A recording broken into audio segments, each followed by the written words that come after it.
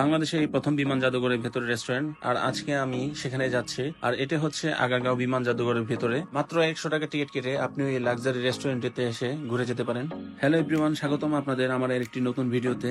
আজকে যে রেস্টুরেন্টে যাচ্ছি সেই রেস্টুরেন্টের নাম হচ্ছে হারকিউলিস ক্যাফে। শুনতে অবাক লাগলো, 4 বছর আগে আমি এই বিমান জাদুঘরে এসেছিলাম। এখানে আসার পর আমার কাছে সবকিছু নতুন মনে হচ্ছিল। আর ভিতরে যাওয়ার জন্য আমরা এখন টিকিট কেটে নেব। তো বিমান জাদুঘরের ভিতরে প্রবেশ করার জন্য পার পার্সন টিকিট 50 টাকা করে। ভিতরে ঢোকার পরে খুবই একটা ইন্টারেস্টিং খেলা দেখতে পেলাম, সেটা হচ্ছে হাড়ি ভাঙা খেলা। এই খেলায় অংশগ্রহণ করতে হলে আপনাকে 20 টাকা টিকিট কেটে তারপর অংশগ্রহণ করতে হবে। আর উইনার হিসাবে আপনি পাবেন 2 লিটার 7 আপ।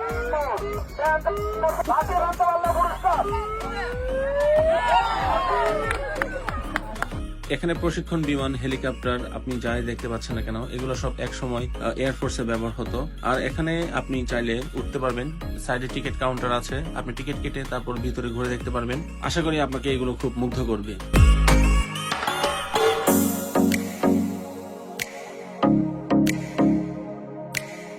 আমরা এখন চলে এসেছি রেস্টুরেন্টের গেটের সামনে। আর এখানে আপনাকে পার পার্সন 100 টাকা করে টিকিট কাটতে হবে।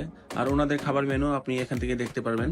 যদি আপনার পছন্দের খাবার নাও থাকে সমস্যা নেই, আপনি শুধু সেখানে ঘুরেও আসতে পারবেন। টিকিট কাটার পর দেখতে পাচ্ছেন এটা সত্যিকারের বোর্ডিং পাস বিমানে ওঠার জন্য। ভিতরে পরিবেশটা খুবই নিরিবিলি, এখানে মানুষজনের আনাগোনা কম।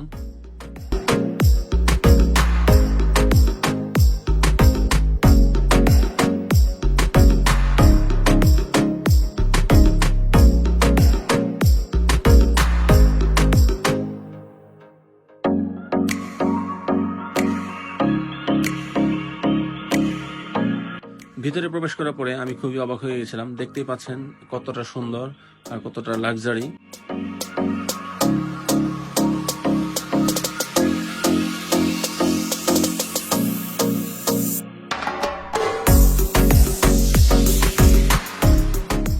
তো আমরা এখানে বসে খাবার অর্ডার দিই। আর আমি খাবার অর্ডার দিয়ে তারপর আমি বিমানের ককপিটে চলে যাই। তো এই বিমানের ককপিটে যা দেখতে পাচ্ছেন এইগুলো আপনার সবই অরিজিনাল।